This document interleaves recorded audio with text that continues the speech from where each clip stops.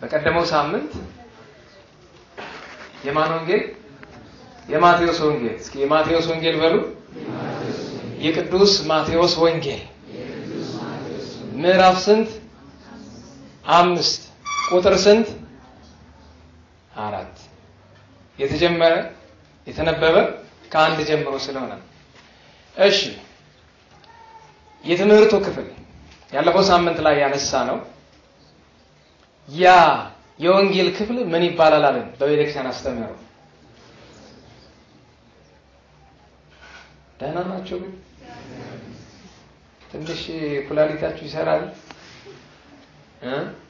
ሰደብከን ነው የምትሉ መቼምና አጥረገረከን እኮ ልክልካችን ነገርከን ምን ላድርግ ታዲያ ስራዬ እሱ ነው እኔን ደግሞ የሚነግር አለኝ ልክ የሚነግር አለ ሁሉም በተራ በተራ ነው ስለዚህ ትምህርቱ የተራራው ስብከት 1 አንቀጸ ወይም አናቀጸ ብፁዓን 2 አንቀጸ አባግ 3 ብለና አየን አይደለም ዋና የትምህርታችን ርዕስ ምን ነበር በግዕዙ ብፁዓን በሉ አይሰማም እለይበክዩ ወይም እለይላህው ይእዜ ስመሙንቱ ይትፈሱ ዛሬ ምን የሚሉ ብፁዓን ናቸው የሚያዝኑ የሚያለቅሱ ብፁዓን ናቸው ምን ይላቸዋልና ደስ ይላቸዋልና ብለን ስለለቅሶ ምንነት ስለምን ማዘን እንደሚገባ እንዴት ማልቀስ እንደሚቻል ተመልክተናል ዛሬ ወደ እመቤታችን የስደት ጉዳይ እንግባና ቀደም ሲል የሰማችሁት የወንጌል ክፍል ከቅዱስ ማቴዎስ ምዕራፍ 2 ቁጥር 13 ላይ ያለው እመቤታችን ስደት ስለመውጣቷ እንጂ ምን እንደደረሰባት አይናገርም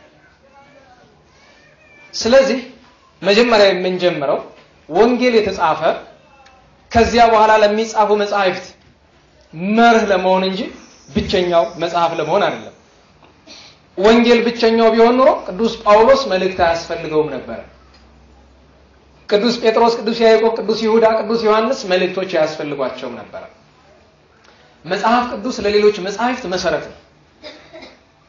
መሰረት ነው መነሻ ነው ለምን ሁሉን አይናገርማ ጥቅልል አድርጎ ሽክፍ አድርጎ ቁጭን ያደረጋቸው ሄሮድስ ሰባ ሰገል አግኝተውት ከሄዱ በኋላ ሰግደውለት በሌላ መንገድ ከተመለሱ በኋላ የእግዚአብሔር መልአክ ለዮሴፍ በሕልም ታይቶ ወደ ምድረ ግብጽ ውረድ ተውትና ወደ ግብጽ ውረድ ሲባል ትናንት የነበረችው ግብጽና ያውኗ ግብጽ አንድ አይነት ለመሆናቸው ምን ዋስተናለን በነገራችሁ ላይ ትናንት ኢትዮጵያ ሲባል ያውኗ ኢትዮጵያ ናት ያውኗ ማዕከሉና ግን ሰፊ ስፍራ ነው ኢትዮጵያ ሲባል በዛ ዘመን አባቶቻችን ምን ይላሉ በጊዜው ትልልቅ መንግስታት የነበሩ ኢትዮጵያ ግብጽ ቅርጣግና ያውኗ ቱኒዚያ እና አሁን ሊቢያ የምንላትን ቦታ ጨምሮ የያዘ 5 አህጉር የሚባል ቦታ ነበር ወይም በሌላ አነጋገር አፍራቂያ ይባላል ሰማን ምንም አፍራቂያ በዚህ ዘመን ምን የሚባል ይመስላችኋል አፍሪካ አንድ ቦታ ላይ አፍሪካ ስል ሰምቶ አንድ ሰው ይሄ አጓጉል መቀናጣት ምን ያደርጋል ሲል ሰማሁት አፍሪካ ማለት ነው መቀናጣት አፍሪካ ማለት ነው መቀናጣት ደናውለች የትኛው ነው ቅንጦት አፍሪካ ነው ቅንጦት የኛ ነው እንደ አፍሪካ ፈረንጅ ነው የሚጠራ ኢትዮጵያ ነው እንግዲህ ጣይላንድ ፈረንጅ ጣይለ ማለት እኛ ኢትዮጵያ እነሱስ ኢትዮጵያ ይላሉ አይደል እንደነሱ ያለና አንበበው በጣ የተጻፈው አውሮፓ ነው የምትባለው ዩሮፓ አለቀ አውሮፓ ወይም ዩሮፕ በእነሱ ነው በእኛ አውሮፓ አፍሪካ ወይም አፍራቂያ ትባል ነበር 5 አህጉር ይሏታል 5 አህጉራትን የያዘች ነበረች እንዳውኑ በትንትን ሳትል ከዛው ያሉ ግን ራስ ገዞች ነበሩ ለሁሉም መጽሐፍ ቅዱስ ለሌሎች መጻሕፍት ከዛ በኋላ ለሚነሱና ለሚጻፉ መጻሕፍት መሰረት ሆኖ የተቀመጠ መጽሐፍ ነው እንጂ ጌታችን ወደ ግብጽ ወረደ ምን ደረሰበት አናቀ ራሱ ጌታችን ኢየሱስ ክርስቶስ ለምን ያህል ጊዜ ከፊት ለወንድሞች ወንበር ስላለ ማለት ትችላላችሁ። ጌታችን በምድረ ግብጽ ከድንግልናቱ ጋር በስደት ለምን ያክል ጊዜያት እንደቆየ ወንጌል አይናገርም። ይሄንን የምናገኘው አልፈን ሄደን በዮሐንስ ራእይ ምዕራፍ 12 ላይ ነው። ወሮቹን አመቶቹን ሳይሆን ቀኖቹን ይነግረናል። ቀኖቹን ስናሰላቸው 3 አመት ከ6 ወራት ወይም 42 ወራት ይሆናል። ልባችሁ ወደዚህ ነው አይመስለኝም። ድጋሚ ልጠይቃችሁ፣ ልባችሁ ወደዚህ ነው? ሰዎቹ እንዳመጣጣቸው ይግቡ አይደለም? እኛ ደግሞ ቀጥታ ልባችን ትምህርቱ ላይ ይሁን። አንሰረቅ። በተደጋጋሚ ተናግሬያለሁ።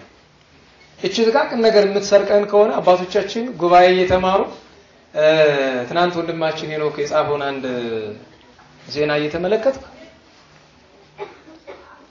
ማይድ አቅርበው ለመብላት ጸሎት ይጀምራል። ልብ በሉ። እኛ ምግብ ከቀረበ በኋላ ጸሎቱ እንዴት እንደምናፈጥ ነው ያው ምን ጸልይ ከሆነ አቡነ ዘበሰማያት እንደው አንዳንድ ሰው አቡነ ዘበሰማያት ተቀደስ ምግብ ተማይ ጸልይ አለቀ። አባው በተለይ ካሉ በዙሪያችን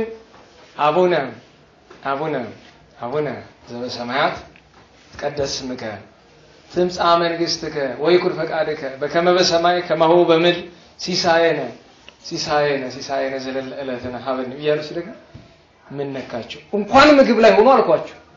እንኳን ምግብ ላይ ሆኖ ትናንት እና በቀደም አንድ ገዳም ነበርን በዚህ በዱር አንበሳ አካባቢና ዜና አበው አበምኔቱና ሌሎቹ ይተርኩልናልና ሲነሳ ማን ትዝ አለኝ? አንድ በዚህ ጉብዳ ጊዮርጊስ የሚባል ገዳም ላይ የነበሩ አንድ አባት ናቸው። አሁንም አሉ። ክርስቶስ ሰምራ ላይ አግኝተናቸው ሰው ቁጭ በሉና አድምጡ ድርሳነ ሚካኤል አንብብላችሁ አሉ። እሺ ብለን ቁጭ አልን እና ሲያነቡት በጣም ይጣፍጣቸዋል በጣም እና አንድ አንቀጽ ሁለት አንቀጽ ያነቡና ግሩም ብሎ ወደ ኋላ መመለስ እንደገና ምዕራፍ አንድ አራው ለፊት ባንኮት የሚገርማችሁ ያኔ ያህል ሰዓት ተቀምጠን ትንሽ ገጽ ነው የተነበበው። እኔ ደከመኝ ነው የምላችሁ። እንግዲህ ከ10 ምናምን ዓመት በፊት ነው ያ ልጅነቱ ምንም ነበር። በቀኝ እየተነስቼ ቋቋርጬ ሳላስጨርስ ይሄን ያክል ነው ትግስታችን። አበው ግን ማይድ ላይ ቀርበው አንድ አባት ናቸውና ጸሎት ጀመሩ። ጸሎተ ማይድ ጸሎቱ እየጣፈጣቸው ሲጸልዩ ሲጨምሩበት ኋላ እንድንገት ብንን እንደማለት ነው ሊበሉ ቢሉ ሌሊት ሆኗል። የበራት አይደል ሊበሉ የነበረ ምሽት ላይ 1 ሰዓት ላይ ሌሊት ሆኗል። አለቀ። ምግቡን ጣል አድርገው እንደገና በማግስቱ እንደገና ምን ልላችሁ ፈልጌ ነው የእግዚአብሔር ቃል ጣዕም በደንብ እየተረዳ ነው። ከሄድን አይደለም ሰው ሲገባ ሲወጣ ነብር በዚህ መስኮት የሄድንበት ቦታ ላይ ነብር አለ። እግዚአብሔር ይሆናል እንጂ ቢመጣ አይደለም ጸሎት አቋርጦ መውጣት ሌላ ብዙ ነገር እናደርጋለን። ጣዕመ መንፈስ ቅዱስ ያደረበት ሰው ግን ምንም ነገር ቢመጣ ቅንጣት ታክል ህሊናው አይሰረቅምና ይሄን ነገር እንድናገኝ እንጸልይ ብዬ ነው። ዛሬ በአንድ ጊዜ ይገኛል ብዬ አይደለምና ወደኔ ነው። ለሁሉም መጽሐፍ ቅዱስ እመቤታችን ቅድስት ድንግል ማርያም በወንጌል ላይ ለምን ያህል ጊዜ ተሰዳ እንደቆየች አይነግረን። ያን ለማግኘት ዮሐንስ ራእይ ያስፈልገናል። ዮሐንስ ራእይ ቀኑን ይነግረናል። ስናሰለው 42 ወር ወይም ደግሞ 3 አመት ከ6 ወራት ይሆናል።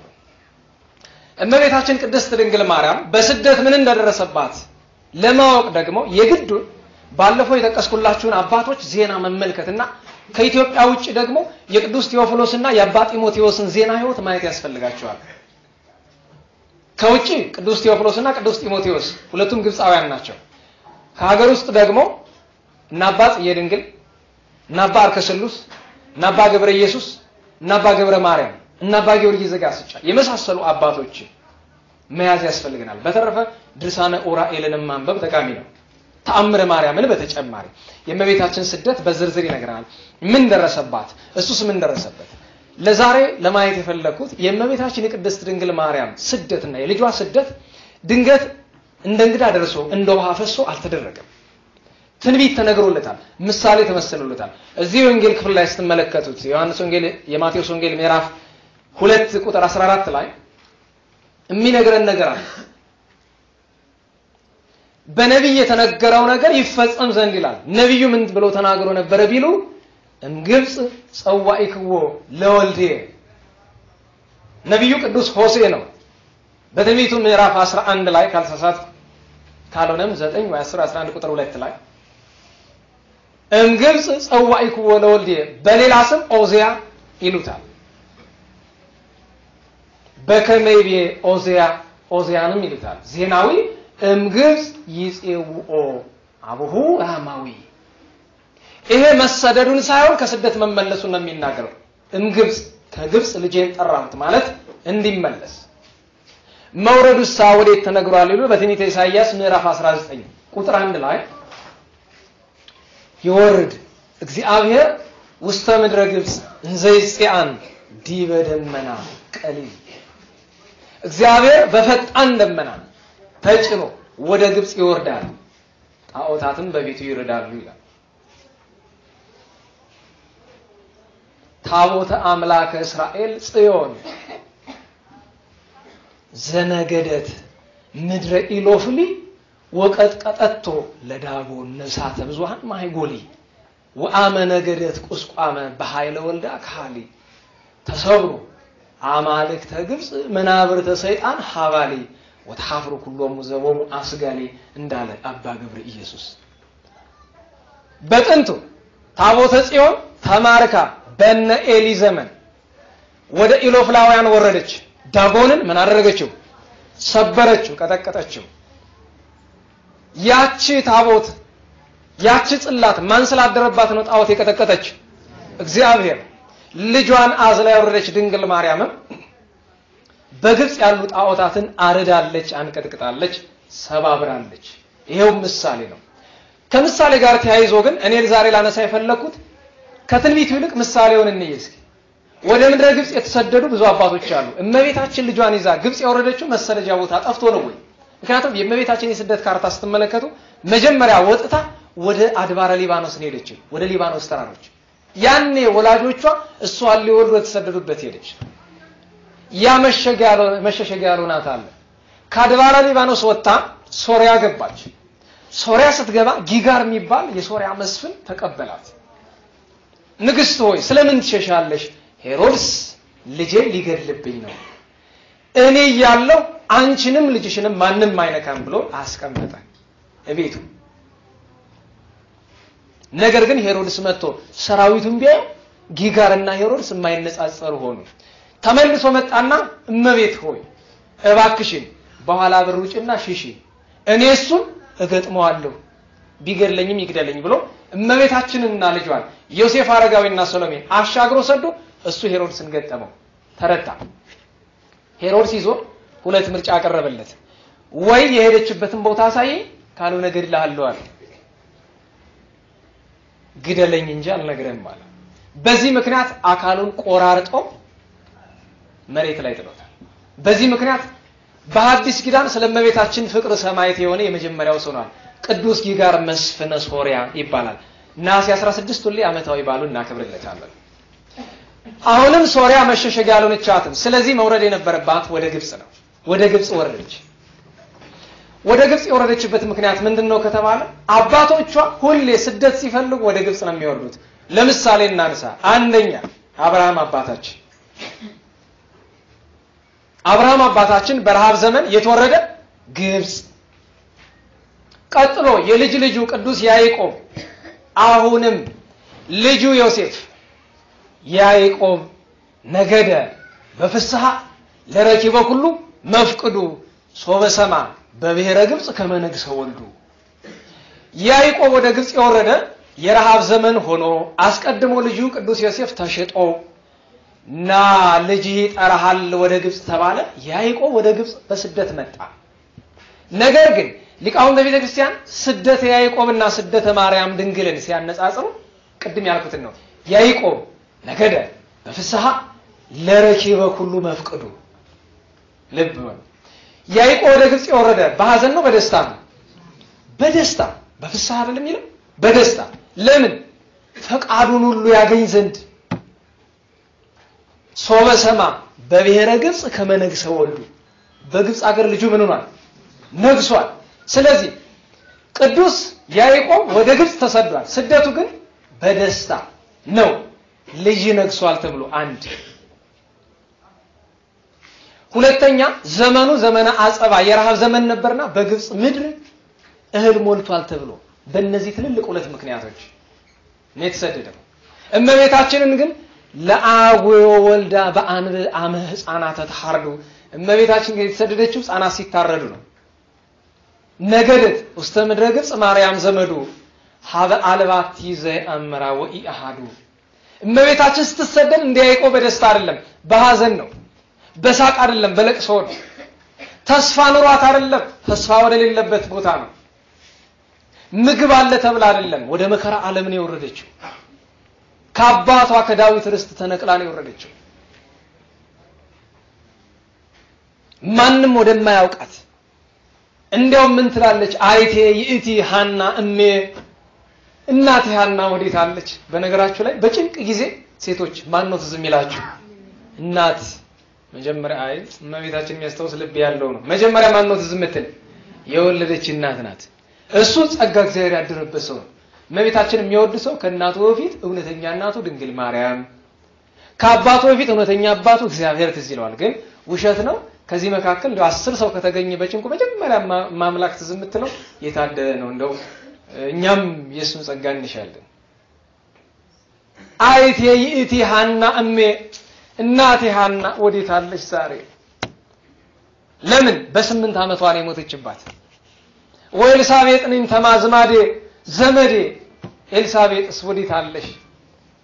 ከመልከያ ይብከያን ሊተበይን ተንግደት ሲሆን እንዲያግዙኝ ማገዝ ባይችሉ እንዲያለቅሱልኝ ስለ መከራዬ እንዲያለቅሱልኝ። በነገራችሁ ላይ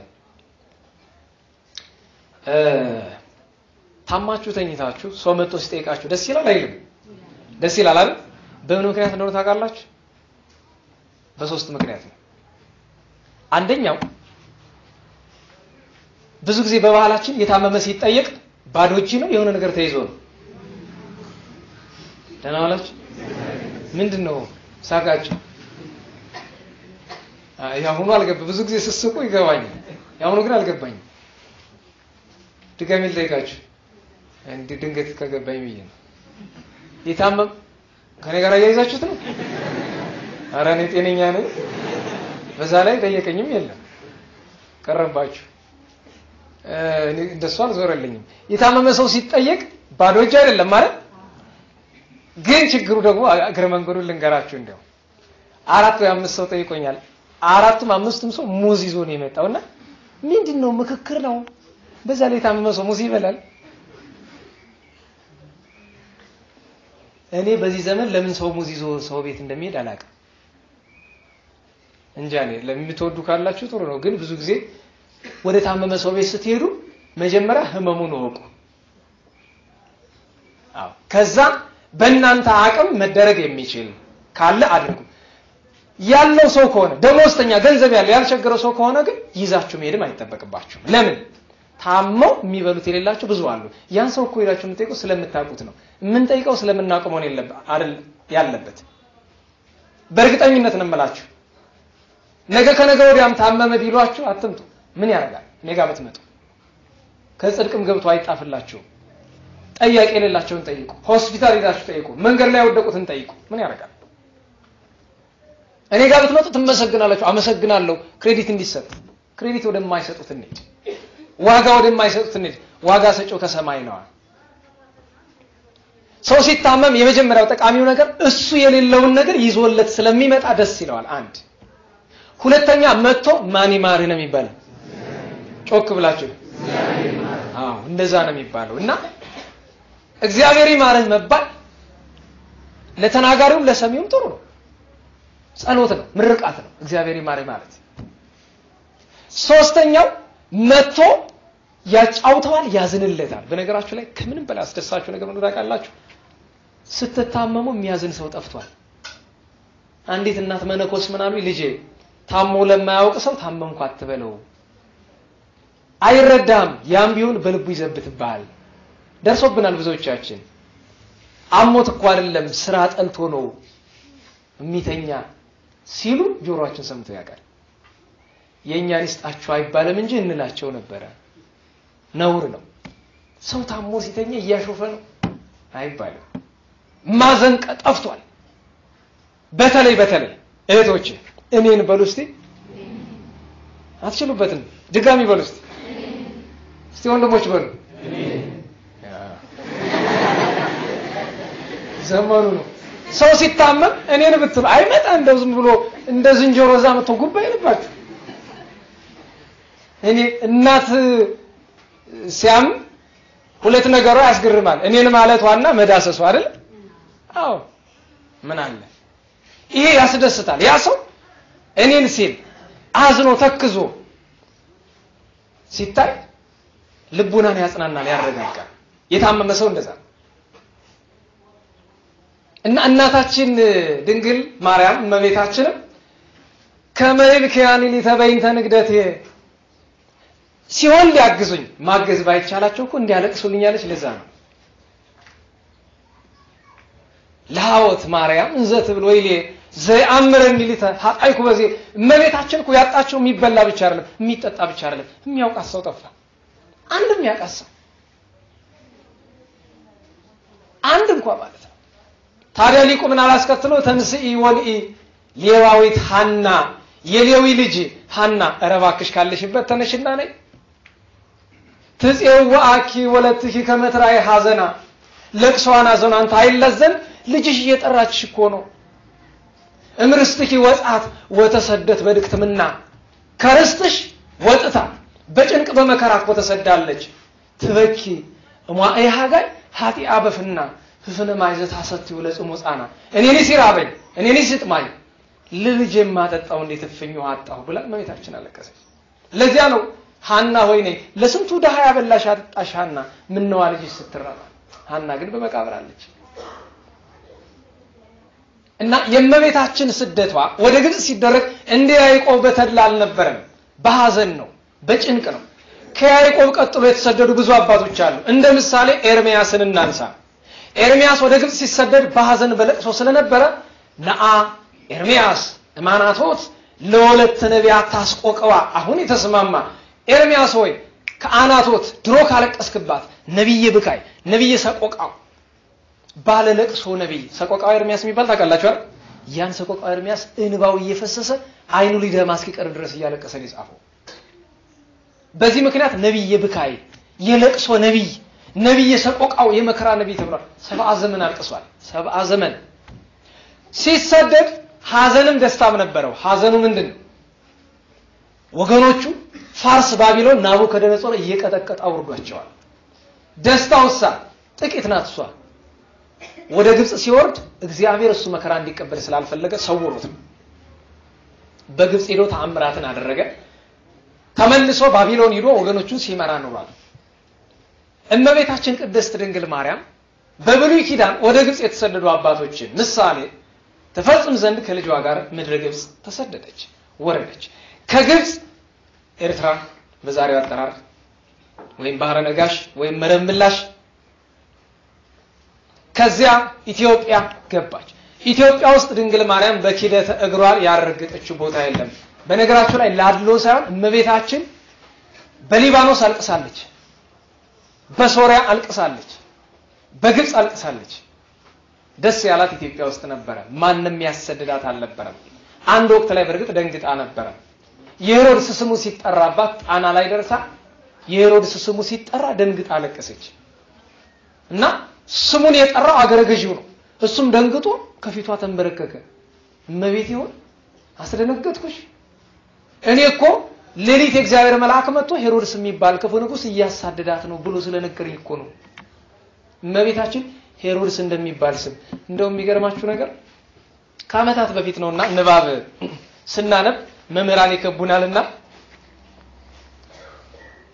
ግዕዝ የተማራችሁ ካላችሁ ሄሮድስ ስሙ ሲነበብ በግዕዝ ተነሽ ነው ተጣይ ነው?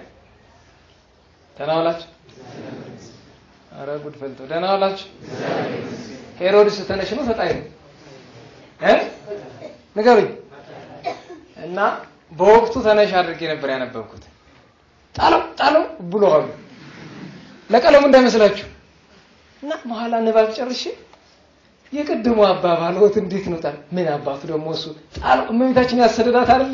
ለዛብየን ጣለው ያልኳሉ በእውነት ሄሮድሳውያንን ይጣላቸው አንልም እንደው ልብ ይስጣቸው ኢየሱ ጭካኔ ግን ከባድ በጣም 144000 ህፃናት ፈጅቱ የሰማይ ምድር ፈጣሪ ደግሞ የሚገርማችሁ ነገር ለምን ሄሮድስ ለወልደ ዳዊት ከመይቅትሎ ዘሐሰሶ እስመ መሰሎ በቅናት ዘይወርስ ንግሶ ይላል ጌታችን የመጣ የሄሮድስን ዙፋን ፈልጎ አቤት ደካማነት አቤት የሰማይ ምድር ንጉስ የአንዲት የእስራኤል ግዛት ምን ሊያረግለት የሁሉ ፈጣሪ የሁሉ ጌታ አይደል የመድኃኔ ዓለም ለዛ ነው ሄሮድስ በጣም ጨካኝ ክፉ ሰው ለዚያ ነው እመቤታችን ስሙን ስትሰማ በጣም ታዝን ነበር ታለቅስ ነበር የአምላክ እናት ወላዲተ አምላክ እንግዲህ ጥቂት ለማንጻሪያ አንዲት ይችን አነሳን ደግሞ እግዚአብሔር በእድሜ ቢያሰነብተን ቀሪውን ሳምንት የምንመለስበት ሆኖ ወደ ነገረ ቅዱሳን ትምህርታችን እንመለስ ከነገረ ቅዱሳን ትምህርት በፊት ግን ትናንት ስለሄድንበት ቦታ ጥቂት ነገሮችን ላንሳላችሁ አንደኛ ቦታውን ሄደን ዱራንበሳ ማለት ከጎንደር ደባርቅ ከደባርቅ በምዕራብ አቅጣጫ በእግራችሁ 1-3 ሰዓት መሃል ላይ ግን የተወሰነ ትራንስፖርት ስላለው 1 ሰዓት ተኩል አካባቢ ቁልቁለት ወርዳችሁ የምታገኙት ገዳም ነው ድንቅ የሆነ ገዳሙ ከጥንት ከ12ኛው ክፍለ ዘመን ጀምሮ የስውራን መኖሪያ ነው እና አቡነ ተስፋ ሐዋርያትን ጨምሮ ብዙዎቹ ኖረውበታል ግን ለረጅም ዘመናት በገዳም ስም አይታወቅም የነበረ ምናልባትም በጣም ሰፊ እኔ ጎንደርን ግማሽ አጋንኜ ካልሆነ ዙሪያውን ስመለከተው ደን አለው ደኑ እጅግ ጥቅጥቅ ያለ እጅግ አስገራሚ ሌላ ቦታ ማታዩት ነው የብዙ አራዊት መኖሪያ ነው የተመሰረተ የዛሬ 47 ዓመት ነው ድጋሚ ማለት ነው መስራቹ አቡነ ይማረነ ክርስቶስ ይባላል ስማቸውን ትሮስቲ ምን ማለት ነው ክርስቶስኛ ይማረን ማለት ነው የአባቶቻችን ስማቸው ስብከት አረፍተ ነገር ስማቸው ያፍቅረነ እግዚእ ጽራ ቅዱሳት ጽራ ቅዱሳን አብየ እግዚእ ተብሎ ሲጠሩ መባጽዮን ጽጌ ማርያም ሲባሉ አረፍተ ነገር ነው ስማቸው አንድ ሙሉ የተሳካ ሐሳብ የሚናገር አረፍተ ነገር ነው እና አቡነ ይማረነ ክርስቶስ በ1964 ድጋሚ መሰረቱት ከሸዋ መጣውና ለ10 ምናምን ዓመታት ተዛው ገዳሙ ቆዩና አንድ ሽማግሌ ምን አሉ ደርጉ ሲመጣ ከተራራ እንደሚንከባለል ድንጋይ ያለ መንግስት እየመጣ ነው ብለዋሉ ከተራራ እንደሚንከባለል ድንጋይ ማን ነው ስላቸው ደርጉን ነው አሉ ከተራራ የሚንከባለል ድንጋይ በየመንገዱ ያገኘው ይመራል ነገሩ ሄዶ ግን የሆነ ቦታ ሲያገኝ ምን ይሆናል ይቆማል ደርጉም ሄዶ 1983 ላይ ቆመ ቀጥሎ ስላለው ሲሏቸው ወቅቱ የነበሩ ደቀ መዛሙርት ክፉ ማሩን እንግዲህ የምትወዱት ካላችሁ የተባለው ክፉ አገር ለማጥፋትን የሚሻ ይመጣል እሱ ሲያልፍ እመጣለሁ ብሎ ተሰወሩ አሁን የሚመጣው ከደርጉ በኋላ የሚመጣው ሲያልፍ እመጣለሁ አልፋላለፍም አሁን ወይ ማለፍ እንደነሽ አለፈ እንዴት ብሎ ያልፋል ማን ነው የሚገዛው እሱ አይደል ስም እየቀየረ ሰው እየቀየረ ብሔር ጎሳ እየቀየረ ምን ለውጣለው ከግራ ኪስ ወደ ቀኝ ኪስ ፖለቲካ አይደለም ማሩን ብለናል እንግዲህ የተባለው ገዳማቸው ትልቅ ቦታ ነው እና እዛ ገዳም ለኛ ትምህርት ይሆናሉ በያዩዋቸው ነገሮች ከ150 በላይ መናኞች አሉ የሚገርማችሁ እኛ ስንት ነገር ተደርጎልን አናመሰግንም እነሱም ያውቁ ይሄ ጉባኤ ውለታ እንደሰራላቸው ይሄ ዝክረ ቅዱሳን ጉባኤ ትልቅ ውለታ እንደሰራል በርግጥ ወደ 500 ምናምን ሺህ ብር እጃቸው ላይ ገብቷል ግማሽ ሚሊዮን ብር ምናልባት ብዙ ሊሆን ይችላል ግን ከኛ ዘንድ ከዚህ ጉባኤ ተዋጣችሁ ትንሿ ናት ድፍን 500 ሺህ ብር የመጣ ከአሜሪካ ነው 22500 የመጣው ከእንግሊዝ ነው ከዛ በኋላ የቀረችው የምታስፋት በርግጥ በረከት አግኝተናል 5ም 10ም ይጣላል ሲመርቁ አያባሩ የኛ ሰው ውለታ ቢስነታችን ትልቁ ችግራችን የሰውንም የእግዚአብሔርንም ውለታ እናስታውስ ይሄ ነገር ግረመኝ እኛ ሳናደርግላቸው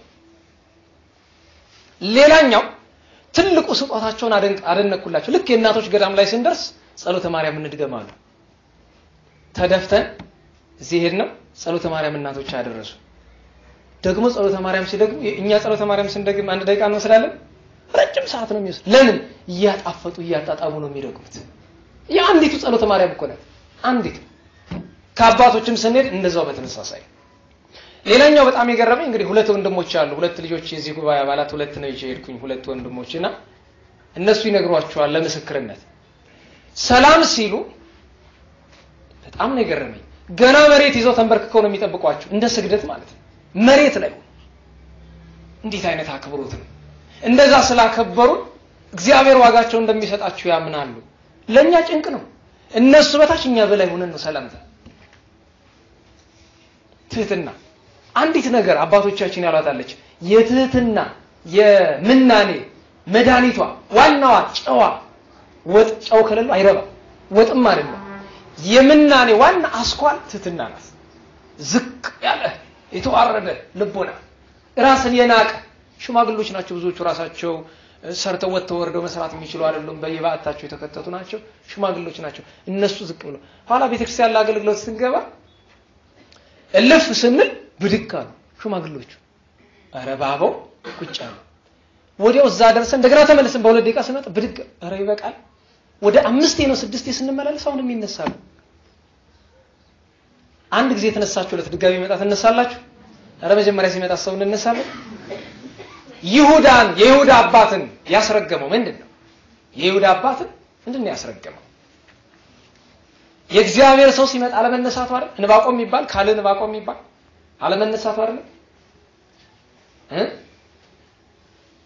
እብን ላይ ለእብን ነቢሮ አቤት አነጋገር ምን በምን ላይ ተቀምጧል ድንጋይ በድንጋይ ላይ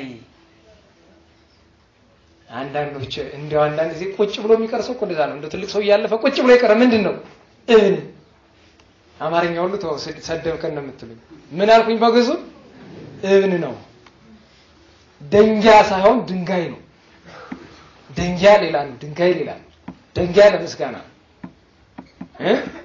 እብነ ህይወት የህይወት ደንጊያ አይሎም ጌታ ወደ ሰማይ ዘንድ የማዕዘን ደንጊያ ይላል ድንጋይ ደንጊያ ምንም እንኳን ቁሱ አንድ ቢሆን ላነጋገር ግን እንደዚህ ይለያል ትህትናቸው ይደነቃል ከዛ በላይ ሰው ተክብሎ አይው መናኞች ናቸው ሴት ወንድ ወንድ ሴት አይደል የለም በቃ እሱ ነገራቸው ብዙ ነገር ኋላ ምግብ ሲያቀርቡ ሁሉ ነገራቸውን አየን እንግዳ መወደዳቸውን አረግር ሲያጥቡ ያየሁትን ነገር ልንገራችሁ እኛ ነገራችን ያጠቡን እናቶች ናቸው አንድ ተሞክሮ ልንገራችሁ በጭራሽ ገዳም ይጄ ልጠብ ሲሉ መጀመሪያ ምንድነው ይባል አታስተውሱም ባለፈው አልኩ እግራችሁ ልጠብ ሲባል መጀመሪያ ምንድነው ይባል አረ ጉድ ፈልቷል እንዴ ነው እሺ ነገር እንቢ ሲደግሙ አው በሁለት ወይ በሶስተኛው እሺ ይባላል ለምን መታጠብ ለአጣቢው ጠቃሚ ነው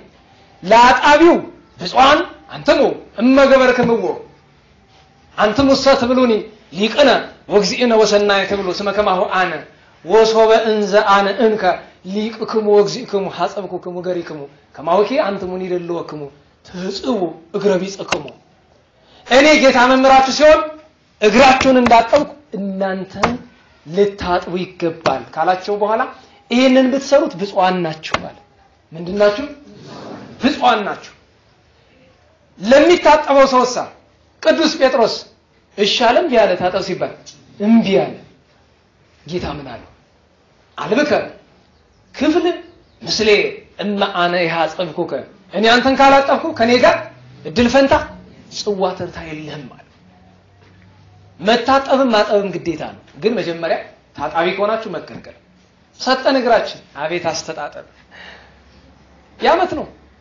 እዚህ በኋላ አመት ባንታጠብ ችግር የለውም ምንም እግር የሚቆሽም አይመስልም በጣም ጥርት አድርገው ዛሬ ውሃ ፍስስ ነካነካ ደስስ አድርገው ሲታጠብ እንዴት ነው ጠበቅ ያዝ ጨቆን አድርገው ለዛ ነው አንድ አባት ልጠብ ስላችሁ አውይ በዚህ እጅ ምኑን አጠብከኝ በልተው ይቅርብኝ ለምን የብዙዎቻችን እጅ ጨርቅ ሆኗል ጨርቅ ምንም የማይሰራ ማለት እና ይሄ ሁሉ በጣም ግርሞን ነው የመጣ ገነት ነው ምድራዊ ገነት ነው ደርሳችሁ እንድታዩት እንመኛለን ምናልባት አቀበቷ ይጃችሁ ቢሄድ ትልቁ ልጆች ጋር ስንኖር እየተጫወትን የነበረ እመቤታችን መከራዋን ስደቷን ድካሟን ያችን አቀበት ወጣችሁ እመቤታችን እኛ ለአንድ ሰዓት ከ30 ነው አቀበቷ አይደል እመቤታችን 3 አመት ከ6 ወር የሮጠ እግሮቿን አሰቡት። ያንን ለማሰብ በጣም ጠቃሚ ነው። ደብረ ኤዶም ገነት ተራራ ቅዱስ ያሬድ ሄደን ነበር አለ ቅዳሜ ዕለት። ያችንን ማቀበት አይታችኋት። በዛች አቀበትም ላበት የወጣው ብዙ ሰው አለ። እቺ ማቀበት ተብላ ማለት እና ሁሉንም ለጥቅም ማድረግ መልካም ነው። ከቅድስት ዱር አንበሳ ገዳም በውስጧ ካሉ መናኞች ከአባታችን ከአቡነ መሐረነ ክርስቶስ እግዚአብሔር በረከት ያሳትፈን። ወደ ዝክረ ቅዱሳን እንለፍና የ7 ቀን ቅዱሳንን ዝክር እናንሳ። ጥቅምት 1 ቀን ከተከበሩ በዓላት መካከል አንደኛዋ እናታችን ቅድስት ማርያም እንተ እፍረት ነው። አሁንም መላልሼ ደጋግሜ እላለሁ የእናታችን የቅድስት ማርያም እንተ እፍረት ነገር ሲንታታ ያለው ፌስቡክም ሌላም ቦታ ብዙዎቻችሁ ስትጠይቁ ነበር። ማርያም እንተ እፍረት ሁለት ናቸው በግልጽ የተቀመጠ ታሪክ ያላቸው። በማቴዎስ ወንጌል ምዕራፍ 26 ቁጥር 20 ላይ የቀባችሁ ሌላ፣ በዮሐንስ ወንጌል ምዕራፍ 12 ቁጥር 1 ላይ የቀባችሁ ሌላ። ስንክሳር ላይ ለማነጻጸር የምትፈልጉ ያንዷን ቅድስትና ታሪክ በመጋቢት 20 ቀን ያንዷን ቅድስትና ታሪክ የካቲት 6 ቀን ታገኙታላችሁ። አንዷ በማቴዎስ ወንጌል ምዕራፍ 26 ላይ የቀባችሁ ዘመኗን በዝሙት ጨርሳ እግዚአብሔር በንስሐ የጠራት ሀድኖ ከሚባል ነጋዴ በ300 ዲናር ሽቱ የገዛች ለኃጢአቷ መስዋዕት ሊሆን በቤተ ስምዖን ዘለምጽ የቀባቸው። የቀቡበት ቦታ የተለያየ፣ የቀቡበት ምክንያት የተለያየ፣ የቀቡበት መንገድም የተለያየ ነው። ቦታው ማርያምን ተፍረት ከኃጢአት የተመለሰችው በስምዖን ዘለምጽ ቤት ነው። ማርታ በገዛ ቤቷ ማለት ማርያምን ተፍረት ያላዛረት በገዛ ቤቷ ነው የቀባቸው። የቀቡበት ምክንያት እንተ እፍረት ከኃጢአት የተመለሰችው ማርያም ለኃጢአቷ መስዋዕት ሊሆን ነው። ያላዛር እህት ማርያም እንተ እፍረት ግን የቀባችው ለምስጋና ነው። ለምን? የዮሐንስ ወንጌል ምዕራፍ 11 ላይ ወንድሟን ከሞት አስነስቶላታል። እንዲያውም እኮ ባለፈው አንስተናል። የዮሐንስ ወንጌል ምዕራፍ 11 ላይ ጌታችን መጥቶ ሲገናኛቸው ቅድስት ማርያም እንተ እፍረት ሰገደችለት። ወሰገደት ታይተ እገሪሁ ከእግሩ ስር ወድቃ ሰገደች። ወትቤ አለች ሶበሰ ሃሎከ በዜ እሚሞተ እሁዬ፣ ጌታ ሆይ አንተ እዚህ ኑረ ቢሆን ኖሮ ወንድሜ ባልሞተ ነበረ። ወሶበሪያ እግዚ ኢየሱስ እንዘ ትበኪ፣ ጌታችን ቅድስት ማርያም ስታለቅስ ባያት ጊዜ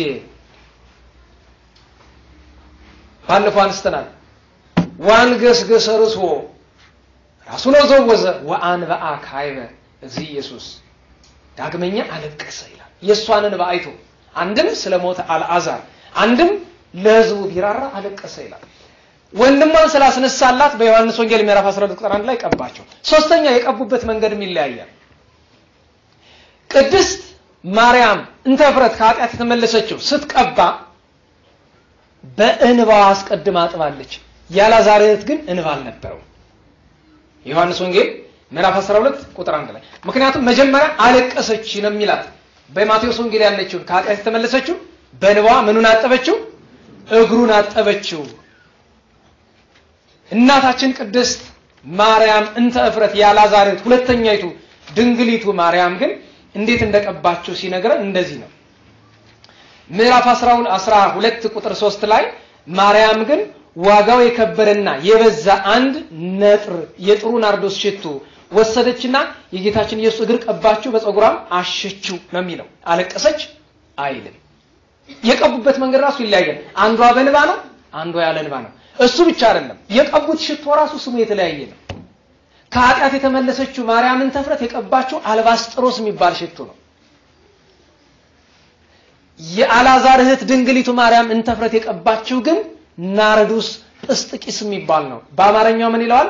ጥሩን የናርዶስ ሽቱ አንድ ነጥር ይለዋል። ባጭር ለማድረግ ግን ማርያም እንተ እፍረት ኃጢት ትባል የነበረችው በዝሙት ዘመኗን ጨርሳ ወንድም እህት ገሌ ተብሎ የተጠቀሰ ታሪክ የላትም። የጌታችንን ዜና ሰማች፣ መታ ሽቱ ቀባች፣ በእንባዋ አበሰች። ተሃድገ ለኪ ኃጢአትኪ፣ ኃጢአትሽ ተሰርዮልሻል ተባለች። ያላዛር እህት ግን ስትቀባው ሲያጉረመርመው ለቀብሬ ቀን ብሎ ጌታችን አመስግኗታል። ለሁሉም አልዓዛር ማርያምን ተፍረት እና ማርታ ሶስቱ ወንድምና እህቶች ደናግል ናቸው።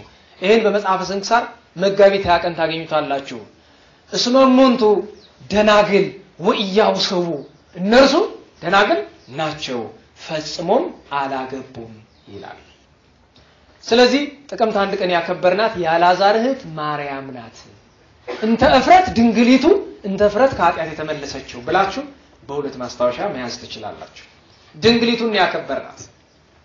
ይህች ድንግሊቱ ማለት በሉቃስ ወንጌል ምዕራፍ 10 የተመሰገነችው ናት። ከኃጢአት የተመለሰች አይደለችም። ምን ተብላ ተመሰገነች? ማርያምስ በሉስቲ ሐሬት መክፈል ተሰናይ ዘኢያይድዋ። አማርኛው ምንድነው? ማርያምስ የማይቀሟትን በጎውን ዕድል መረጠች እንዴ! እንዲህ ካለ ጣዕመ ውዳሴ በፈጣሪ አንደበት ከመመስገን የደረሰችው ድንግሊቱ ማርያም እንተ እፍረት ናት። ይህችን እናት ነው ያከበርናት። ለምን? ናጥሪ እንከ አርምሞ ወትዕግስተ ከመ ማርያም አባ ሕርያቆስ እንደ ማርያም ምን ገንዘብ እናድርግ? አርምሞና ትዕግስት። አርምሞ ያንደበት፣ ትዕግስት የልቡና ነው። በሌላ ጊዜ በሰፊው ስለነዚህ እናቶች ስለ ቅድስት ማርያም እንነጋገራለን። በእውነት በረከታቸው ይደርብን።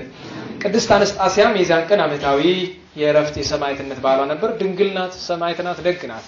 እነ ሕርጣነ ሶስናም ነበሩ። በሁለት አባታችን አባ ሕርያቆስ ኤጲስቆጶስ ዘሀገረ ብህንሳ የተወለደም አባታችን በጥቅምት 2 ቀን ነው። ያረፈም ጥቅምት 2 ቀን ነው። አባታችን አባ ሕርያቆስ በግብፃውያን ያን ያክል የሚታወቅ አባት አይደለም። በእርግጥ ሄራክሊስ ይለዋል፣ ታሪክ ግን አልጻፈም። ያ ብቻ ሳይሆን የአባ ሕርያቆስ የሚባል ቅዳሴ ኢትዮጵያ ውስጥ እንጂ ግብጽ ውስጥ የለም። እና አባ ሕርያቆስ ኢትዮጵያ ውስጥ እንደኖረ ደግሞ ድርሳነ ኡራኤል ይናገራል። ከግብጽ ተነስቶ በኢየሩሳሌም በቁስጥንጥንያ አድርጎ ኢትዮጵያ ውስጥ ገብቶ ኢትዮጵያ ውስጥ ኖሮ እንደነበረ የሚናገር ታሪክ አለ። ለሁሉም ዜና ቅዱሳን ገና አልተጠናም፣ ገና አልተነካካም። ገና እንዲያው መቼም አፍ አይችልም። አንዲት ነገር ልንገራችሁ እስኪ። እንዲያው ተጋድሎ ሲባል ይድሮ ብቻ እንዳይመስለን መሰለኝ። ትናንት የነበርንበት ገዳም ላይ ከዋልድባ የመጡ አንድ አባት በዚህ ዘመን ያሉ እና አሁን በቅርብ ዓመታት ከ2 ዓመት ከ1 ዓመት ከ3 ዓመት በፊት ያረፉ አባቶችን ታሪክ እየነገሩ ነበር። ትገረማላችሁ። እኔ መጀመሪያ አባ ሀሩይን ነገር ሳነሳ አባ ሀሩይን እኮ እኔ ባካል አውቃቸዋለሁ አብሬን ነው እኮ ብለው በዛ ተነስተውና አንድ ወጣት ነበረ ከአክሱም ነው የመጣ አሉ። ሰማን? ከምን ነው የመጣ? ምን ነበረ? ወጣት። ምግብ የሚበላ በ40 ቀን አንድ ጊዜ ነው። ገና ዋላችሁ? ሰምታችሁኛል? በስንት ቀን ትሞክሩት? ወይ 40 ቀን፣ 40 ሰዓት፣ 40 ሰዓትም ብዙ ነው። 40 ሰዓት ከአንድ ቀን በላይ አይደል እንዴ? የ40 ክፍሎት እኮ 40 አይሞላም፣ 33 ሰዓት እኮ ነው። ያችሁም ምን ሰው ወገውን ይዘው ሁላችንም ነን፣ አይፈረድም። ስንት ቀን ይጦም ነበር ያወጣት? 40 ቀን። 40 ቀን ሲጦም ደግሞ እንደኛ አንጎላችን ወርዶ ማሽላውን አብሮ ሲቆርጥ ሲወቃ አብሮ ነው የሚሰራ። በቃ አይሰንም፣ አያወራም ሰው ጋር ምን አይልም። የዝት አሁን ያለን ወጣቶች ትልቁ ችግራችን ምንድነው? ምኖች ነን? አረ ተናገሩት በሞቴ ወሬኞች በሉ እስቲ። ወሬኛ አሉና ለዚህ መካከል እኔ ሶሪኛ አይደለም አንዱ አውቃለሁ። ሁላችንም ያው ነው፣ እኩል ነው በሽታችን። አያወራም። ምግብ ብላ አበብኔቱ መጥተው ይለምኑታል። ብላ እባክህ ዝም አይበላ። በጣም ሰውነቱ ካቅም በላይ ሲሆንበት ባህር አለ፣ እዚያ ውስጥ ሰጥሞ ቆይቶ ይወጣል አሉ። ትንሽ ልምላሜ ለመውሰድ ማለት ነው ሰውነቱ ላይ። እንዲሁ ኑሮ አረፈ 40 ቀን እየጦሙ። እንደዚህ አይነት ብዙ አባቶች አሉ። ደስ አሰኝ በተጋድሏቸው ይጸኑ። አባታችን ቅዱስ አባ ሕርያቆስ ደግ አባት ነበር። እመቤታችን የሚወድ እመቤታችን የምትወደው ቅዳሴዋን ለመድረስ ብዙ አሳልፏል። ከምንም በላይ ግን የአባ ሕርያቆስ የሚገርመው ነገር ሲጠሉት ልጥላ አይልም፣ ሲሰድቡት ልስደብ አይልም። ይሄ ነው ትልቁ ትሕትናው፣ ፍቅሩ። ኋላ ግንቦት 1 ቀን ቅዳሴ ማርያም የተደረሰበት ቀን ላይ መንገድ ቆይቶ ሲመጣ ግባ እንጂ አሉት በክብረ በዓሉ። ኧረ እንዴው አንደበታችሁ የተሳለ እናንተ ሊቃውንት ይያላችሁ እንዴት እኔ እገባለሁ አለ። ዛሬ ደግሞ እኔ ቀድሳለሁ ሩጫ ነው። አንተ ቀድስ ነው አረጋዊ መንፈሳዊ እንደሚለው። አረጋዊ መንፈሳዊ መጽሐፈ መነኮሳት ታውቃላችሁ አይደል? ቀድስ ሲሉት እናንተ ቀድሱ እኔ ያስመለክታለሁ፣ አንበብ ሲሉት እናንተ አንብቡ አትሮንስ ዘረጋለሁ ጧፍ አበራለሁ ይላቸዋል። አንድ ቀን ግድ ብሎ ቅዳሴ ቢያስገቡት መድኃኔ ዓለም በፍጹም አርአያው ተመለከተው። በዚህ ምክንያት መንኖ በረሃ ገብቷል። አባ ሕርያቆስ እምቢ አለ። እዚህ ሽሬ ትግራይ አካባቢ አንድ ካህን ነበሩ፣ አባ እስከናፍር የሚባሉ ካህንና የእመቤታችን ጥራ አንድ ቀን ቅዳሴ ተራ የሳቸውን ሰሞን አልቀድስም አለ። ለምን ሲባሉ ይሄው ሁሉ ሰው መካከል እኔ አንደበቴ የተሳሰረ ደግሞ እኮ ምሁር ናቸው፣ ግን አንደበቴ የተሳሰረ ሰው እኔ አይሆንልኝም ሊቃውንቱ ይግቡ ብለው ዞር ሲሉ እመቤታችን ቆማ ከፊታቸው ደነገጡ። አንተ የት እየሄድክ ነው? እኔ አልቀድስም ብዬ አንተ ነው የምትቀድስ? ኧረ እመቤቴ አይሆንልኝም። ለምን? እነዚህ በጣም ጥሩ ድምጽ ያላቸው ስንት ትምህርት የተማሩ ካህናት ይስቁብኛል። ምን ይሉብኛል? ትስቃላችሁ? በቀደም አንድ ጉባኤ አንድ ወንድም መጥቶ አመላለስ እያጠኑ አዳዲሶቹ ልጆች አልቻሉበትም። ነባሮቹ ከንቱ ይስቁባቸዋል። በዚህ ምክንያት ጉባኤ ቀርቧል። ትስቃላችሁ? እውነታቸው ነው። አለቃ ገብረሃና በጣም ሲያናዳቸው የአላዋቂ አዋቂ ነው ባይ ደናቁርቱላ ይላሉ። ደንቆሮ ብሎ መሳደብ ነው እንደሆነ አውቃለሁ፣ ግን ምን አውቃችሁ ነው እናንተ በሌሎቹ መስቁ? ሲጀመር ለዘውን አመላለሱን ታውቁታላችሁ። ስንት የአብነት ተማሪዎች ለምራችሁ በስንት ጭንቅ ያቀና የጠናችኋትና አንዲት ነገር ለማቅረብ ይሄም ሙያ ሆኖ ማጣቁት በአዲሱ አገልጋይ ላይ መሳቅ። አቤት ይስቁብኛል አለ። ስማ አለችው እመቤታችን፣ እኔ እዚህ ያለውን ተማረ የምትለውን በሙሉ አልፈልገውም፣ ልባቸው ጥሩ አይደለም፣ እኔ አንተን ነው የምፈልግ፣ ግባ ቀድስ። እንዲያውም አለችው ቀድሰህ ስትወጣ በእጅ ላይ ታምር አሳያለሁ አለችው። ቀድሰው ሲወጡ እጃቸው ብርሃን ሆኖላቸው ብዙ ድውይ ይፈውሰዋል። አባ እስከናፍር ኢትዮጵያዊ ሽሬ ላይ አባ ሕርያቆስንም ሊዘብቱባቸው አስገባቸው። ከባድ ቅዳሴ ላይ መርጡላቸው ሲሉ እመቤታችን መንበሩ ላይ ሆና አጽፋን ዘርግታ አሳየቻቸው። ጎስ አለበ ቃለ ሰናየ በሉ እስቲ ወአነ አይድ ቅዳሴያ ለማርያም አኮ በአብዝሆ አላ በአውህዶ ወአነ አይድ ወዳሲያ ለድንግል ሰተት አድርገው አደረሱት እስከ መጨረሻው ድረስ ከመሬት ክንድ ከፍ ብለው እመቤታችን እየረዳቻቸው እንፋስ ደረሰቻቸው። ምስጢረ ሥላሴ ተከናወነላቸው። ሊቃውንት ሆኑ። አለቀ። አባ ሕርያቆስ በዙ ተጋድሎ ኖሮ ጥቅምት 2 ቀን ተወለዱ። ጥቅምት 2 ቀን አረፉ። በረከታቸው ይደረብን። ታላቁ ቅዱስ ሳዊሮስ ዓመታዊ ባሉ ነበር። አቡነ ማትያስ ዘፈጠጋር ወሉ ለተክለ ሃይማኖት የአቡነ ተክለ ሃይማኖት ደቀ መዝሙር የፈጠጋሩ አቡነ ማትያስም ዓመታዊ ባላቸው ነበር። በሶስት እዚያው ጉባኤ ነበርን ደብረ ኤዶም ላይ አባ ጊዮርጊስ ዘጋስጫን አስበናል በጽንሰታቸው። እንደዚሁም ቅዱስ ጎርጎርዮስ ዘአርማንያን፣ ቅዱስ ጊዮርጊስ ሐዲስ ሰማዕትን፣ እናታችን ቅድስት ኦድራን፣ እንደዚሁም ሁለቱን እናት ሰማዕታት ቅድስት ኦርኒና ቅድስት መብክዩን አንስተናል። በ14ኛው ክፍለ ዘመን በአጼ ሰይፋርዕድ ዘመን ክርስቲያን ስለሆኑ ለንጉሱ በማይገባ መንገድ አንታዘዝም ስላሉ ከብዙ ሺህ ሰማዕታት ጋር አብረው ተጨፍጭፈዋል። ሁለቱ እናቶች መብክዩና ኦርኒ ይባላሉ። ኢትዮጵያውያት እናቶች ናቸው። የአቡነ ፊልጶስ ደቀ መዛሙርት ነበሩ እነዚህ ደጋግ እናቶች። ሌሎች ብዙ ቅዱሳንም የዚያን ቀን ተከብረዋል። በአራት ስም አጠራራቸው የከበረ ደግነታቸው ያማረ ኢዛና ሳይዛና የምንላቸው በንግስና ስማቸው አብርሃ ወአጽብሃ አብርሃ ወአጽብሃ በ312 ዓመተ ምህረት ተወልደው አንዱ ኢዛና ወይም አብርሃ በ364 አጽብሃ ወይም ሳይዛና በ379 በ15 ዓመት ልዩነት ያውን ዕለት ጥቅምት 4 ቀን አርፈዋል። ሁለቱ ነገስታት ልዩ ነገራቸው በዓለም ታሪክ ታይቶ በማይታወቅ መንገድ መለኩ ህቡረን የሚላቸው በአንድ ወንበር በአንድ ዙፋን ለረጅም ዘመናት አብረው እንዘይት ታቀሩ በመካነ አክሱም ነው የሚለው። አክሱም ላይ በፍቅር በአንድነት ፖለቲካ ያጣለ ተጣልተው አያውቁም። ይልቅስ ስራቸው መጻሕፍትን መመርመር ነው።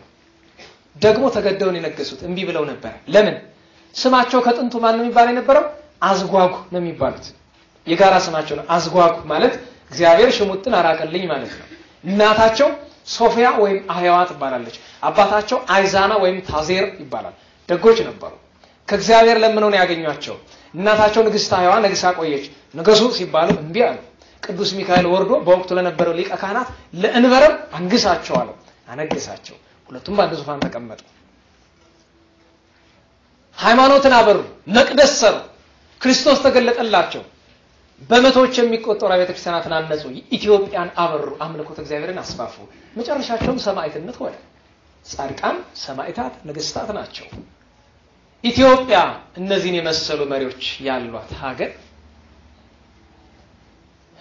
ዛሬ አንድም ታሪክ ባለማወቅ ፖለቲካው አይጣል አሁን ሰሞኑን በፌስቡክ በመኑ ታዩታላችሁ አይደል ካቢኔ ሚኒስትር ተሾመ ምናምን 10 ምናምኑ ከዚህ ዘር ነው ከዛ ዘር ምንም ነው የለው ያው ነው እቺ ክፉ ጊዜ እስከታልፍ ድረስ አሁንም ይሄ የክፋት ጽዋ ይዞራል እንግዲህ በዛ ዞሮ አይታወቅም ደግሞ ነገር ወደዚህ ይመጣል ደግሞ ከነገር ወደዛ ይሄዳል አይጣል ነው ልንገራችሁ ከዚህ ክልል 50 ካቢኔ ተሾመ እዛ ክልል 50 ካቢኔ ተሾመ ሁሉም የሆነ ክፋቱ ነው እናውቃለን እናዝናለን ሲደረግም ለምን እንደሚደረግ ይታወቃል እንደ ፖለቲካ ቆሻሻ ስራ የለም ቆሻሻ ነው የምላችሁ ደግሞ አንዱነት ልንገራችሁ አንድ ሽማግሌ ገዳሙ ላይ መተው ነገሯቸዋል እንዲህ የሚባል መሪ ተመርጦ አንድ ያደረገው እኮ ሀገሩ ድሮም እኮ 99 አልነበረም አንድ ነው የነበረው ነበር እንዴ አንድ ነው እስከማውቁ ትናንትም አንድ ነው ዛሬም አንድ ነው ማንንም መጥቶ አንድ ያደረጋል አየው ምን ለውጣል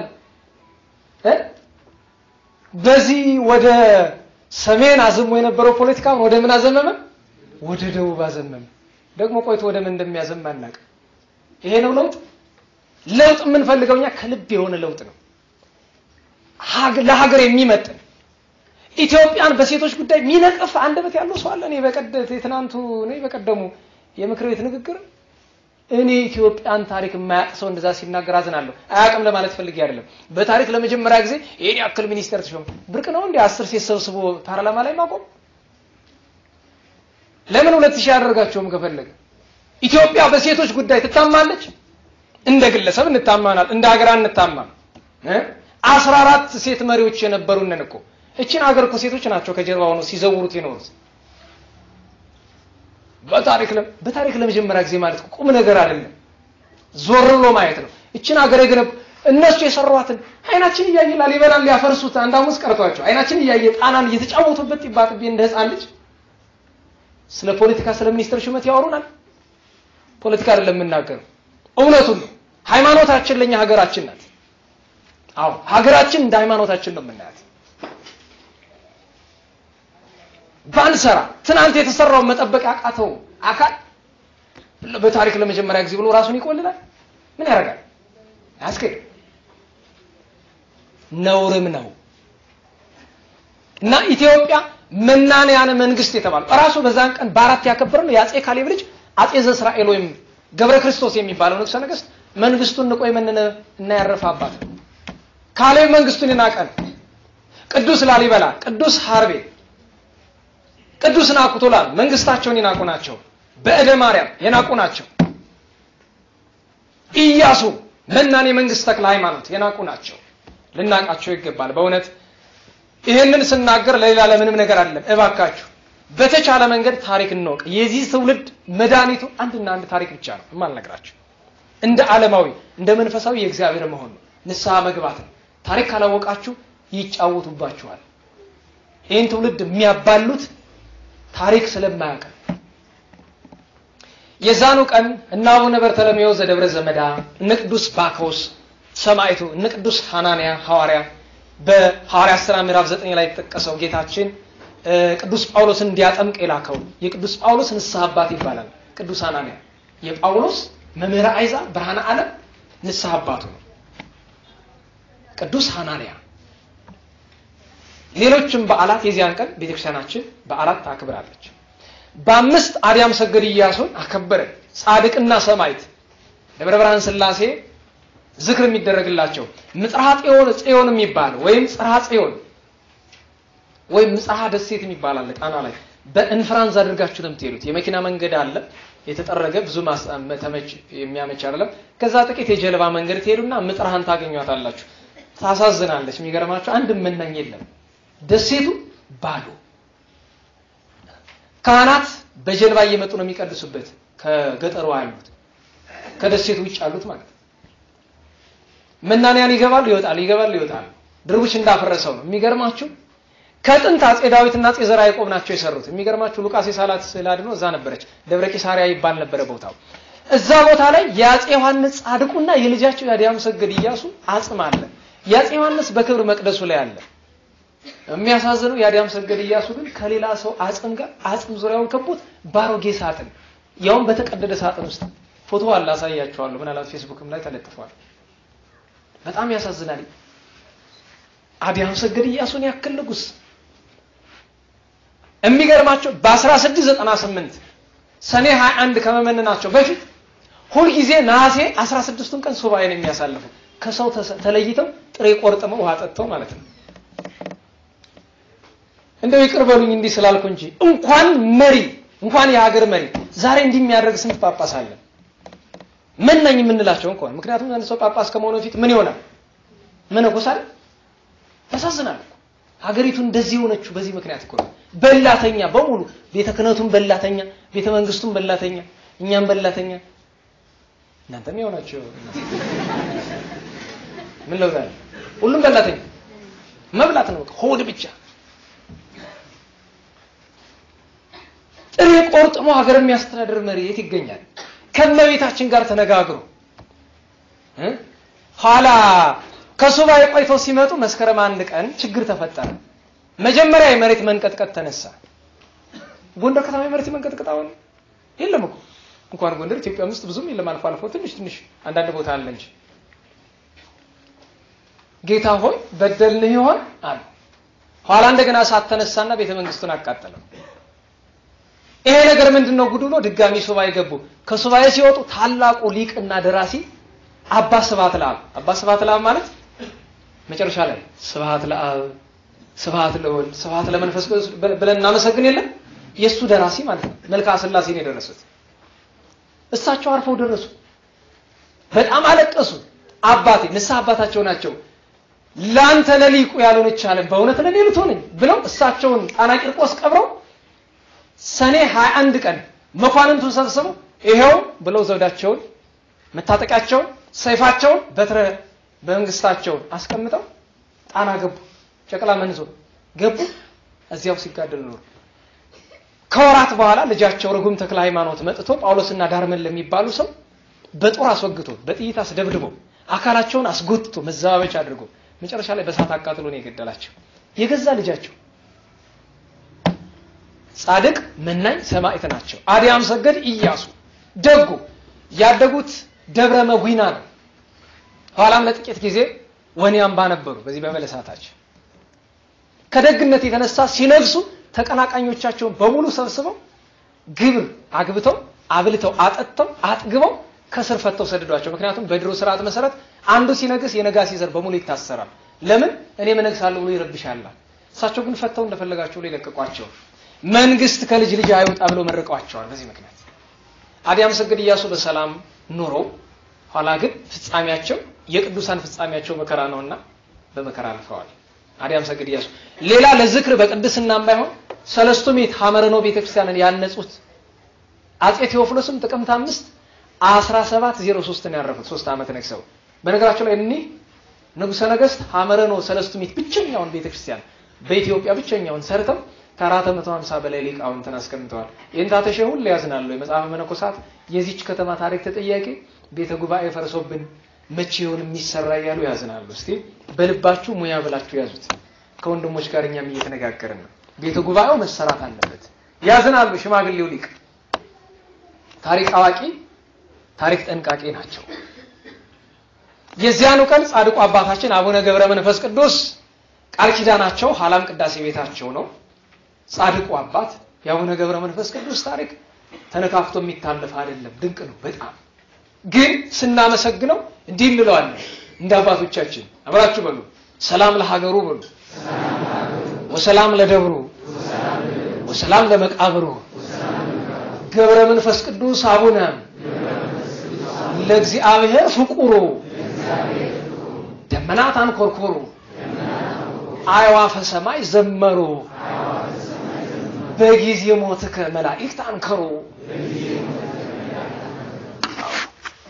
ለሀገሩ ሰላም ይሁን ለደብሩ ሰላም ይሁን ለመቃብሩም ሰላም ይሁን የእግዚአብሔር ወዳጅ ገብረ መንፈስ ቅዱስ ነውና እርሱም አባታችን ነው እርሱ ባረፈ ጊዜ ደመናት ተነዋወጹ የሰማይ ወፎች ዘመሩለት እንዲህ በተደረገ ጊዜ መላእክት አደነቁ ነው ሰላም ለከ ጽኑ ከመአምድ ዘኢያን ቀለቀሎ ሞገድ ይላል ምሰሶ 562 ዘመን ከነዚህ መካከል 559 ዓመታት እህል ሳይቀምሱ ለዚያ ነው ገብረ መንፈስ ቅዱስ ረቡኒ ዘአና በስተታሰግድ ወአና ምርተ ታገኒ እንዘ ኢተሐስስ መፍቀደ ስጋ ወኢታመከኒ ታሲስ የወሳይር ወተአርዞ ቆጽል ምንትሊ አና ይሰብከው ለዓለም ማሳኒ ተብሏል ቅጠል ሳር እንኳን አልበላም ገብረ መንፈስ ቅዱስ እግዚአብሔር ከቃል ኪዳኑ ይክፈለን ሰማይቱ ቅዱስ ኪራኮስን ታውቃላችሁ ለእናታችን ለንግስት ሌኒ መስቀሉ ያለበትን ቦታ ያመለከተና ደመራ ደምረሽ ዕጣን ጠኝ ያለ አረጋዊ ሊቅ ጳጳስ ወሰማይት እናቱ ቅድስት ሐና በሳት ተጠብሰዋል በጅራፍ ተገርፈዋል በጦር ተወግተዋል ብዙ መከራ ተቀብለዋል ቅዱስ ኪራኮስ ጳጳስ ሐዋርያ ደገኛ ሰው እና አባ ጳውሎስ እነ ቅዱስ ያዕቆብ ሐዋርያ ወልደ እልፍዮስ ዓመታዊ በዓላቸው ነበር በ6 ከነቢያት ወገን ቅዱስ ሄኖስ ከአዳም ሶስተኛው በጸጸፈ ሰማይ አሌፋት ፊደል የተጀመረ በሱን ይላሉ ፊደልን መጻፍ አሌፋት 22 አሌፋት በጸጸፈ ሰማይ ላይ ታይተውት እግዚአብሔርን በዚያ አማካኝነት ያመሰገነ እሱ ነው ሶስተኛ ትውልድ ነው አዳም ሴት ሄኖስ ከዚያ እንባቆምን አከበረን ነብይት ቅድስት ሐና ወይጻ አብይ ነገር ማፈኩሙ ያለች ከዚያ ከሐዋርያት መካከል ቅዱስ ዲዮናሲዮስ ዓመታዊ በዓሉ ነበር ዲዮናሲዮስ ማለት ሃይማኖተ አበው ዘአሪዮስፋጎስ ይለዋል አሪዮስፋጎስ ማለት በአቴንስ ከተማ የነበረ የፍልስፍና ቦታ ነው ያርስጥ አላባ መጽሐፈ ፍልስፍና ተርጓሚ ከፈላስፋነት ወደ ክርስቲያንነት ከክርስትና ወደ ጵጵስና ከጵጵስና ወደ ሐዋርያነት ከሐዋርያነት ወደ ሰማዕትነት የተሸጋገረና አንገቱን ሲሰይፉት እሱ የሚቀበርበት ቦታ ላይ አይደለም የሰይፉትና አንገቱን ቆርጠውት ሄደዋል አካሉ ግን አልወደቀም አንገት ከተቆረጠ በኋላ አካል ይቆማል እንኳን መቆም ጭንቅላታችሁ በድንጋይ መታ ተቆማላችሁ ለምን የሰው ልጅ ሚዛኑ ምንድነው ጭንቅላቱ አንገቱን ቆርጠው ጥለውት ሄደው ጎንበስ ብሎ ብድግ አድርጎ በቀኙ ታቅፎ ወደሚቀበርበት ቦታ አንገቱ ከአንገቱ በላይ ምኑ ላይ እጁ ላይ ደቀ መዛሙርቱ አይተው አዘኑ የእግዚአብሔርን ድንቅ ነገር ግን አደነቁ እነሱ ላይ ሲደርስ ዘለፍ ብሎ ወደቀ አንገቱን ከደረቱ አጣብቀው በክብር ገንዘው ቀብረውታል ደቀ መዛሙርቱ ኦሴፎስና ኦሪያኖስን በተመሳይ ታሪኩ በጣም ሰፊ ነው በነገራችሁ ላይ በሐዋርያት ሥራ ምዕራፍ 17 ላይ የሚተረክ ታሪክ ነው የቅዱስ ጳውሎስ ደቀ መዝሙር ነበር ሃይማኖተ አበው ላይ እሱ የጻፈው ድርሳን አለ ለጢሞቴዎስ ለቅዱስ ጢሞቴዎስ ለጳውሎስ ደቀ መዝሙር ለወንድሙ መልእክት ጽፎለት ነበር ምስጢረ ሥላሴ ምስጢረ ሥጋዌ ነገረ ማርያም ያለበት ትምህርት ነው አስደናቂ ትምህርት ነው ዲዮናሲዮስ የዚያን ቀን ኢትዮጵያዊው አባታችን አቡነ በጸሎተ ሚካኤል ደገኛው በጸሎተ ሚካኤል ፍልሰታቸው ነው እንደዚሁም ከዘጠኙ ቅዱሳን አንዱ አባ ጰንጠሌዎን ዘጾማይት አክሱም ወደ ላይ የምታዩት ተራራ ላይ ያሉት እንደ አባ ጰንጠሌዎን ላይ የኖሩት 45 ዓመት የተጋደሉት በኢትዮጵያ ሐዋርያዊ አገልግሎትን ያስፋፉት አባ ጰንጠሌዎን ዓመታዊ የረፍት በዓላቸው ነው መጨረሻ ላይ ተናቀው አይጽምት ይሁን ቆዳና አጥንታቸው ብቻ ቀርቶ ቅንድባቸው ተልጦ በለቅሶ በሐዘን ክርስቶስን መከራውን በማሰብ ምክንያት ለኢትዮጵያ በመለመን ምክንያት ገድለኛው አባት በነገራችሁ ላይ ከዓመታት በፊት አክሱም በነበርንበት ጊዜ ካስገረመኝ ነገር አንዱ የአባታችንን ገድል ስናነብ አባታችን ማታ ላይ አንዲት ወይራ ተከለ ጧት ሲነጋ ትልቅ ዛፍ ነው ወይራ 200 ዓመት 300 ዓመት ቆይቶ ነው ትልቅ የሚሆነው ጎንደርስ የምታዩት ወይራ ሁሉ በትንሹ 230 ዓመት ትንሽ እድሜው ትልቁ እድሜው ከ400 ዓመት በላይ እሳቸው ግን በሰርክ ተከሉት በነግ ሲነጋ ትልቅ ሆነ ደቀ መዝሙራቸውን ጠሩት ቁረጥና ከዚህ ፍህማ ነው አፈመ አባት ሆይ በምን ሊያዘው በልብስህ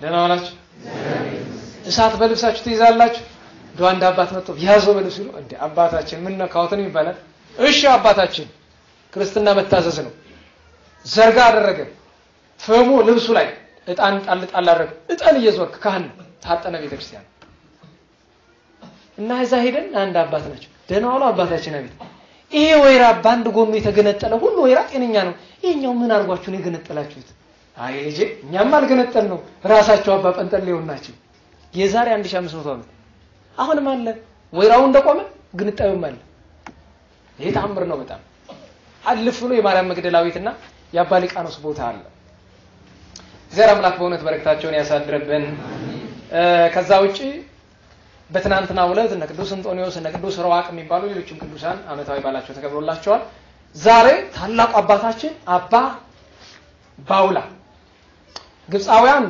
ፓውላ ወይም ፖል ወይም ጳውሊ ይሏቸዋል ጳውሊ ከተባለ ሶስተኛ ጳውሊ ናቸው ጳውሊ ታላቁ አሉ ጳውሊ የዋሃሉ ጳውሊ ዘጠመው አለው ቲሟ ወይም ጠሟ የሚሏቸው ማለት ነው እኒ አባ ባውላ ባንድ ትልቅ ነገር ይታወቃሉ ከሌሎች በተለየ ስለ ክርስቶስ ፍቅር ሲጋደሉ 7 ጊዜ ሞተው 7 ጊዜ ተነስተዋል ለዚያ ነው ውስተገል ጽኑ ዘአልቦ መምአ ወደቀ ስባ ወተንሳኤ ከስባ ብሎ አባር ከስሉስ ያመሰግናቸው ድንቅ አባት ስለ ክርስቶስ ፍቅር ስንት ጊዜ ሞቱ ነገሩኝ ስንት ጊዜ ተነሱ 7 ጊዜ ይሄ ድንቅ ነው መጨረሻ ላይ ጌታችን መጥቶ ከዛሬ ጀምሮ መከራ በቃ በዛኮ ጌታ ሆይ አንተ መከራ የማይገባ አምላክ ለኛ መከራ ስትቀበል ማን በቃ ብሎ ነበር ክርስቶስ መከራ ይበቃል ያለው የለም ማን ብሏል እኔንም ተወይ ፍቀድልኝ ስላንተ መከራ ልቀበል በዚህ ችለት አርፈው ሰማያዊ ክብርን አግኝተዋል ነገ አባ አጋቶን